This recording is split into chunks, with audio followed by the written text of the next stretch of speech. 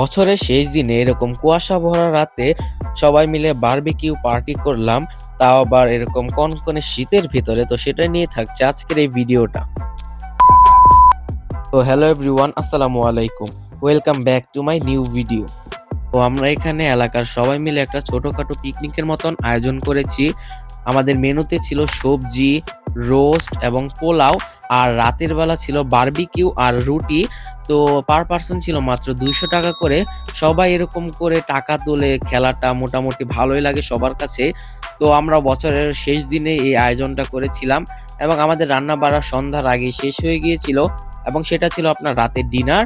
And 12টার আগে আগে আমরা এখানে বারবিকিউ এর আয়োজনটাও শুরু করে দিয়েছিলাম। তো এখানে আমার কাকা তেলের ভিতরে টমেটো সস দিয়ে সেটাকে মেশানোর চেষ্টা করতেছিল, কিন্তু কিছুতেই মিশতেছিল না। তো সেটা নিয়ে আমরা হাসাহাসি করতেছিলাম।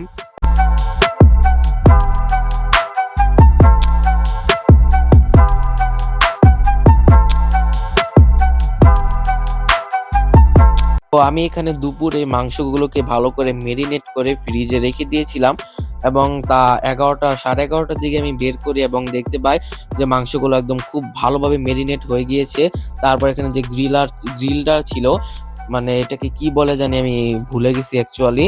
তো আগুনের উপরে যে একটি আপনার ছাঁচের মতন আর কি দেওয়া থাকে, যাই হোক, তো সেটার উপরে ভালো করে তেল ব্রাশ করে তো আস্তে আস্তে চিকেন গুলো সেখানে দিয়ে দিচ্ছিল, এবং নিচে থেকে যে আগুনটা দেখতে পাচ্ছেন না, সেটা একটু পরে আপনার কমিয়ে দিবে। এবং এই যে এখন যে ধোঁয়াটা উঠতেছে নিচে, হালকা হালকা আগুন জ্বলতেছে, তো সেটাতে এটা কুক হয়ে যাবে ইনশাল্লাহ।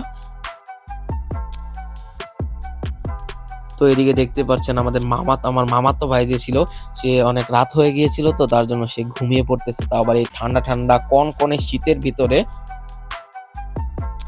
তো গ্রিলের সাথে খাওয়ার জন্য আমাদের যে রুটিটার প্রয়োজন ছিল, সেটা ভাইয়া গ্রিল হওয়ার কিছুক্ষণ আগেই গিয়ে দোকান থেকে কিনে নিয়ে আসে, এবং গ্রিল শেষে আমরা সবাই সবারটা তাদের রুমেই নিয়ে আসি, যেহেতু বাইরে প্রচুর পরিমাণ কুয়াশা ছিল। তো আজকের ভিডিওটি এই পর্যন্তই, দেখা যাবে নেক্সট কোনো ভিডিওতে। আল্লাহ হাফেজ।